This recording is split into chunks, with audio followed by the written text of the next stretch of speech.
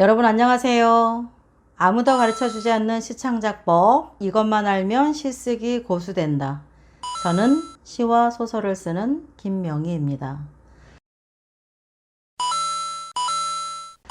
오늘은 2부 제1강 2장 시를 쓰기 위한 마음가짐에 대해서 대화를 나눠보겠습니다. 이 부분은 아마 과거에 그 번외 특강에서도 제가 잠깐씩 언급을 했던 부분도 아마 같이 섞여 있을 겁니다. 시를 쓰기 위해서는 몇 가지 여러분이 생각을 한번 해보는 것이 좋을 거예요. 제가 몇 가지로 축약을 했는데, 첫째는 기존 틀에 갇힌 습관과 생각을 모두 풀어주자는 겁니다.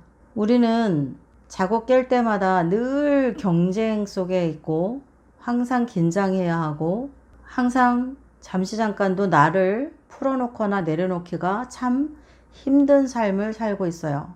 여러분 모두가 아마 그럴 거예요. 그러다 보니까 항상 긴장의 연속이고 항상 누군가에게 보여지거나 읽혀지는 나 자신에 대해서 항상 경계하게 되고 좋은 면만 보여주고 싶어지고 실수하면 안 된다는 그런 늘 긴장이 항상 사로잡혀 있죠. 우리가 긴장에 사로잡혀 있죠. 그러다 보니까 시를 쓴다는 것은 사실상 저 반대쪽에 있는 거예요. 근데 늘 시인이 시만 쓰는 거면 괜찮은데 여러분이 직장 생활을 하면서 틈틈이 시를 써야 될 때는 일상생활할 때 쓰는 사상이나 생각 또는 감각적인 것, 상식 그런 세포와 시를 쓸 때 필요한 것이 좀 다르죠. 거리가 있습니다. 그렇기 때문에 여러분이 시를 쓸 때는 시를 쓰기 이전에 나 자신을 많이 이완시켜 놔야만 좋은 시를 쓰기에 적합한 조건이 될 거예요. 그래서 일주일 내내 여러분이 직장에서 숨가쁜 삶을 살았다면 어느 순간은 나를 좀 내려놔야 합니다. 규칙과 관습에 얽매여 있던 삶을 조금 풀어놓지 않으면 그 팽팽하게 긴장되어 있고 비좁은 영토 속에서는 느슨하고 부드러운 솜털 같은 언어들이 고개를 들기 어렵죠. 그래서 기존 틀에 갇힌 습관과 생각을 모두 풀어줘야만 좋은 시에 접근하기가 용이해집니다. 두 번째, 고정관념에서 벗어나 모든 사물을 보자. 이것은 아마 평생 하셔야 될 겁니다. 저 역시 평생 하고 있으니까요. 인간이 살아감에 있어서 반드시 시적인 것만이 다가 아닐 수가 있기 때문에 먹고 사는 거, 사람 노릇하는 거에는 시와 좀 거리가 먼 곳에 있는 부분들이 많죠. 적당히 절제되어야 되는 사람들이 우리를 주장하게 됩니다. 그러다 보니까 우리는 항상 타이트해지죠. 어떤 것을 볼 때 틀에 박히게 되고 갇히게 되고 얽매이게 됩니다. 그래서 여러분은 고정관념에서 벗어나서 모든 사물을 보는 연습을 수시로 정규적으로 규칙적으로 해야 됩니다. 그래야 시를 잘 쓸 수 있는 그런 토양이 여러분 마음에 만들어지게 될 겁니다. 세 번째, 세상의 모든 대상에게 애정과 관심을 가져야 됩니다. 하물며 사회에 요즘에 굉장히 험악한 기사들이 많이 나오죠. 우리를 불편하게 하는 사회 뉴스에서조차도 어떤 살인 사건의 기사가 나왔을 때 그 살인자의 심정조차도 우리가 무작정 돌부터 던질 것이 아니라 도대체 그가 왜 그 지경에 이르게 됐을까라는 그런 부분을 우리는 살필 필요가 있습니다. 어떤 누군가 도덕적 비난을 받아야 된다는 그런 상황이 되었을 때 남들이 돌 던지니까 나도 일단 던지고 보자, 이런 자세는 결코 아름답거나 시를 쓰기에 좋은 조건의 자세가 아닙니다. 그 입장에 서봐야 되는 것이죠. 왜 그랬을까? 왜 그렇게 될 수밖에 없었을까? 그런 부분을 여러분은 접근할 수 있어야 됩니다. 그래서 선인과 악인에 대한 여러분의 선입견이 딱 틀에 박혀서 이건 나쁜 거야, 저건 좋은 거야, 사람은 저렇게 살아야 되는 거야, 사람은 저런 짓을 하면 안 돼 라고 딱딱 자를 수 있는 그런 긴장의 마인드를 갖고 시를 쓰기는 어려울 겁니다. 항상 열어놔야 됩니다. 항상. 내가 판단하고 내가 생각하는 것에 쉽게 믿어버리고 쉽게 동의하면 안 됩니다. 항상 그것을 여러분이 염두에 두시기를 바랍니다. 네 번째, 측은하고 안타까운 것들에 솔직한 감정을 표현해 본다. 우리는 특히 우리나라 사람들이 동양 예의지국이다 해서 물론 요즘엔 많이 개방되었지만 슬픈 것도 슬프다 표현을 많이 안 하고 기쁜 것도 기쁘다 표현을 많이 안 하고 그죠? 마치 부부간에도 그래요. 부부간에도 남편이 아내를 사랑해, 나는 당신뿐이야, 당신 너무너무 사랑해, 내가 아끼고 있어 이런 표현하면 채신머리 떨어지나요? 남자는 과묵해야 하나요? 그런 거 아니죠. 왜 그래야 되죠? 짧은 인생 살면서 사랑해, 나에게 소중한 사람이야, 나는 오늘 보고 싶었어, 당신은 나에게 정말 소중해, 오늘은 뽀뽀하고 싶다, 오늘 한번 나 좀 안아줘, 이런 얘기 왜 하면 안 되죠? 남자도 해도 되는 거 아닌가요? 물론 여자도 마찬가지지만 우리나라 사람들이 감정, 자신의 마음속에서 밀고 올라오는 그 감정을 표현하는 거에 아주 인색합니다. 그것을 저는 좀 많이 깨길 바래요, 여러분이. 좀 엇나갔나요? 이야기가. 측은하고 안타까운 것들도 표현을 좀 많이 하고 살았으면 좋겠어요. 특히나 시를 쓰는 사람들이라면 가슴이 너무 아프구나. 물론 표현하고 안 하고가 뭐가 그렇게 중요하죠? 그게 엄청나게 무슨 문제를 변형시키거나 결론을 바꿔버리는 심각한 사안은 물론 아니죠. 그러나 시라는 것은 언어라는 것을 통해서 이 우주 만물 자연 모든 미세한 것들까지 수시로 엄청나게 다양한 상태의 형질을 표현해 주는 것을 우리가 시라고 하는데, 일상 속에서 우리의 감정, 우리의 희로애락을 표현하는 거에 인색하다? 그게 시에 도움이 될까요? 오히려 많이 열어놓는 그런 방향이 시에 더 유익한 영향을 주지 않겠어요? 저는 그렇게 생각합니다. 그래서 측은하고 안타까운 것들에 솔직한 감정을 표현해 보는 거 자꾸 연습을 하시는 것이 좋아요. 연습을 하고 말로 표현하고 그것이 늘 익숙해지면 글로도 훨씬 더 자연스럽게 녹아들 수 있다고 저는 보는 거죠. 다섯 번째, 감정을 억누르고 억압하면 시가 싹틀 공간이 없어요. 제가 아까 이야기했죠. 과묵하거나 점잖아야 된다? 아니에요. 왜 그래야 되죠? 누군가에게 불편을 주거나 욕설을 퍼붓거나 그런 거가 아닌 다음에는 여러분의 감정을 낱낱이 찬찬히 구체적으로 표현하는 연습이 필요합니다. 그래서 오늘 저 같은 경우는 집에서 혼자서도 제가 이야기를 해요. 저랑 남들이 보면 정신 나갔다고 볼까요? 저는 저와 제 안에 저 자신이 이야기를 합니다. 명희야, 오늘은 점심을 뭐 먹을까? 이거 이렇게 먹을까? 네 생각은 어떠니? 그거 좋은 생각이야. 괜찮겠는데? 왜 이런 얘기를 저는 해요. 저 혼자. 제 안에 저와 또 다른 저와 대화를 하죠. 어떤 경우는 오늘은 빨래를 할까? 그래, 빨래 한번 해보자, 이런 얘기를 제가 하죠. 그런데 가끔 제가 이야기하는 거에 우리 딸이 대답을 하죠. 그러면 제가 그러죠. 엄마가 엄마에게 말하는 거야. 우리 딸이 그렇구나, 난 나에게 하는 말인 줄 알았어, 그러거든요. 물론 그것이 반드시 그렇게 하면 시 잘 쓰나요? 그건 아닐 수도 있어요. 그러나 항상 단단하게 울타리 속에 갇히려는 나를 계속 풀어놔야 되는 연습을 하는 거예요.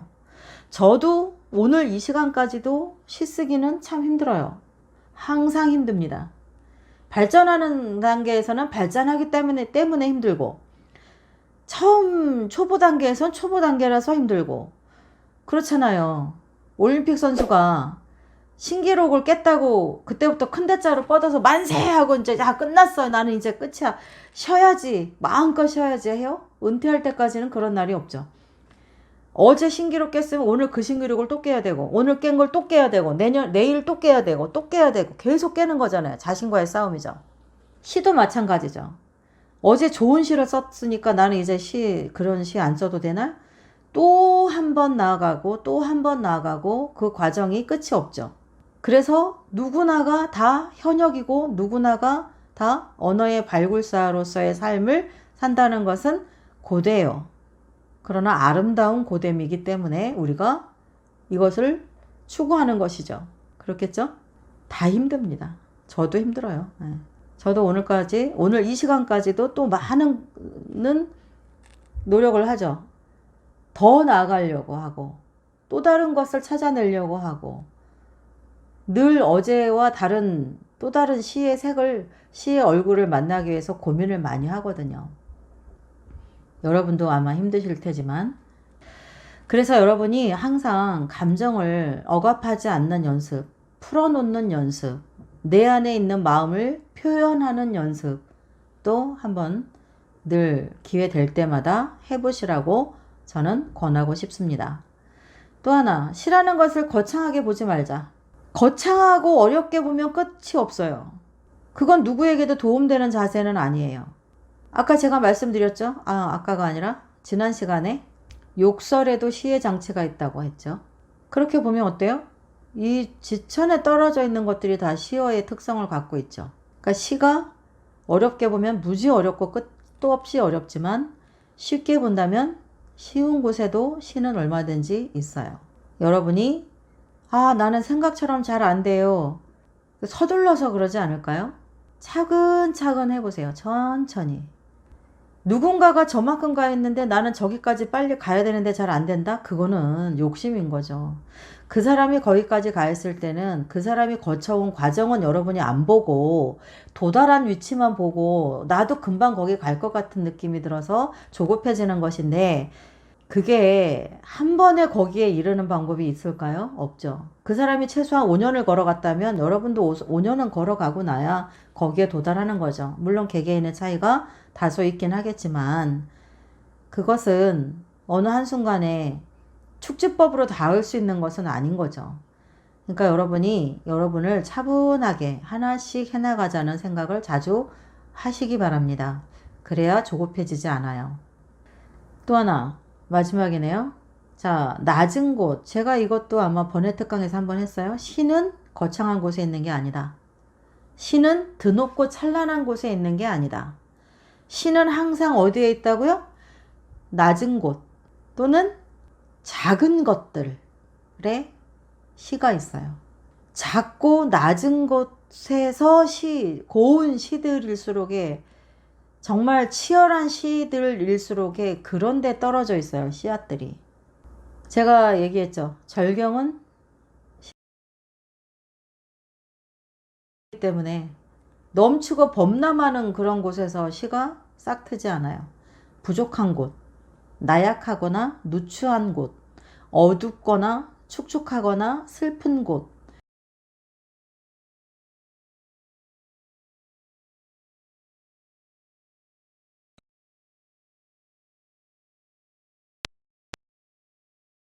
주의, 시의 씨앗들이 떨어져 있다는 거죠. 제가 또 누차 말씀드렸죠. 여러분이 바뀌어야 된다. 여러분의 눈이 변화해야 되고 여러분의 마음이 머리가 변화해야 된다. 어디 특정한 곳에만 있는 게 아니다. 항상 주변에 있는데 무엇이 알아보질 못한다? 우리의 눈, 우리의 머리, 우리의 가슴이 그 시의 씨앗들을 알아보지 못하는 거죠. 우리가 달라지면 되는 거죠. 정리해볼까요? 시를 쓰기 위한 마음가짐. 첫 번째, 기존 틀에 갇힌 습관, 생각 모두 풀어주고, 두 번째, 고정관념에서 벗어나서 모든 사물을 보는 것. 세 번째, 세상의 모든 대상에게 하물며 살인자에게까지 애정과 관심을 갖는 것. 그가 저지른 죄에 돌을 던지기 이전에 그가 왜 그렇게 됐을 수밖에 없었는가를 우리는 한 번 더 들여다봐야만 된다는 것입니다. 네 번째, 측은하고 안타까운 것들의 솔직한 감정을 구체적으로 표현해 본다. 다섯 번째, 감정을 억누르고 억압하는 그런 사람에게는 시가 싹들 공간이 없다. 그러니까 우리는 항상 일주일 동안에 회사나 직장에서 긴장했던 것들을 정기적으로 나를 풀어주고 내려놔주고 흔들어줘야 된다. 그렇지 않으면 발에 떨어져 있고 발에 밟히는 것도 그 많은 시의 씨앗을 우리는 알아보지 못한다. 6번째, 시라는 것을 거창하게 보지 마라. 너무 겁먹지 마라. 한 걸음씩 천천히 다가가자. 누군가가 나보다 먼저 잘 쓰고 잘 가고 있다면 그가 이뤄낸 결실만 볼 것이 아니라 그가 얼마나 몇 년 동안 얼마나 그 열정을 갖고 걸어갔는가 그 거리도 우리는 보아야 되는 거죠. 그것을 보면서 우리도 지치지 말고 나의 길을 닦아가야 되는 거죠. 가다 보면 여러분이 멈추지 않는 한 발전하게 되어 있습니다. 저도 해봤어 알기 때문에 그래요. 멈추지 않는 한, 노력하는 한 반드시 이루어질 수밖에 없습니다.